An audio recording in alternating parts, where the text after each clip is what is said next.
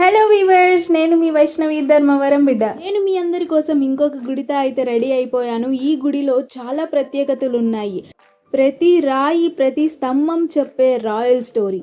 అందులో ఒక రహస్యమైన వేలాడే స్తంభం, ఏకశిలతో నిర్మించిన నాగలింగం, నంది, ఇంకా రామాయణానికి కూడా ఈ గుడితో లింక్ ఉంది. ఈ గుడిని ఎందుకు పూర్తి చేయకుండా వదిలేశారు, దాని వెనుకనున్న కథ ఏంటి అనే విషయాన్ని తెలుసుకుందాం. అంతకన్నా ముందు నా ఛానల్ని సబ్స్క్రైబ్ చేసుకొని వాళ్ళు ఉంటే ప్లీజ్ సబ్స్క్రైబ్ చేసుకోండి. ఎందుకంటే నేను పెట్టే ప్రతి వీడియో మీరు మిస్ అవ్వకుండా, ఇంకా వెతకకుండా మీ యూట్యూబ్లోకి వచ్చేస్తాయి.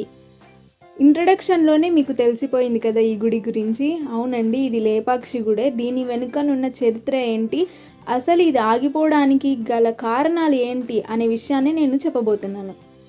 ఈ లేపాక్షి హిందూపూర్ పట్టణం నుంచి 15 కిలోమీటర్ దూరంలో అయితే ఉంది. ఎంతో నైపుణ్యంగా శిల్పాలు చెక్కారు. ఆ అందమైన ప్రాణం పోసుకునే ఆ శిల్పాలను చూస్తూ అక్కడే ఉండాలనిపించే చారిత్రక ఆలయం లేపాక్షి. 16వ శతాబ్దంలో విరూపన్న, వీరన్న అనే సోదరులు 70 స్తంభాలతో ఈ గుడిని అయితే నిర్మించారు. ఈ ఆలయంలో ఒక స్తంభం మాత్రం నేలకు ఆనుకొని ఉండదు. ఈ స్తంభం కింద ఏదైనా క్లాత్ కానీ, ఏదైనా ఓని కానీ పెట్టి చూస్తే ఇంకో వైపు తీయచ్చు. ఆ రహస్యం ఏమిటో ఇప్పుడు తెలుసుకుందాం. ముందుగా లేపాక్షి ఆలయానికి ఆ పేరు ఎలా వచ్చిందో తెలుసుకుందాం. సీతమ్మ తల్లిని రావణుడు అపహరించి తీసుకెళ్తుంటే ఆమెను కాపాడబోయిన జటాయు అంటే గద్ద రెక్కను రావణాసుడు నరికేశాడు. దానితో జటాయువు ప్రాణాలతో కొట్టుమిట్టాడుతున్నప్పుడు శ్రీరామచంద్రుడు లేపక్షి అని పిలిచాడు. అలా లేపక్షి లేపక్షి అని పలుమార్లు పిలవడంతో ఈ స్థలానికి లేపాక్షి అనే పేరు వచ్చిందని చెప్తారు. మరో కథ ప్రకారం చూస్తే అచ్యుతరాయులు కోశాధికారి విరూపన్న రాజు అనుమతి లేకుండా ప్రభుత్వ ధనంతో ఆలయం నిర్మాణం చేపట్టాడు.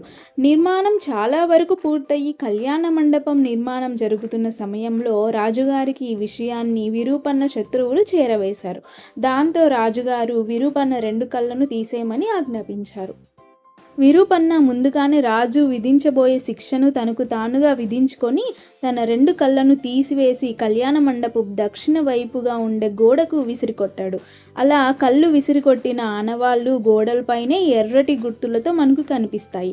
అలా లోప అక్షి, కళ్ళు లేని అనే పదాల ద్వారా ఏర్పడిన లేపాక్షి అని చెబుతారు.